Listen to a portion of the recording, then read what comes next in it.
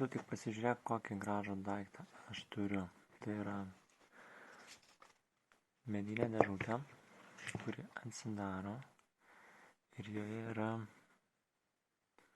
visokie gramukai nuo 100 iki 5, 2, 1 ir 0,5. Taip pat yra magnetas, ar kas čia, gal nesuprantu.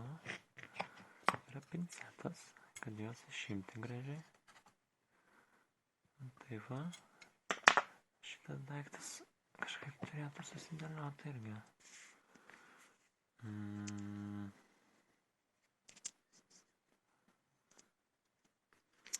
Nesuprantu. Bet kuriuo atveju tai yra fainas, gražus daiktas.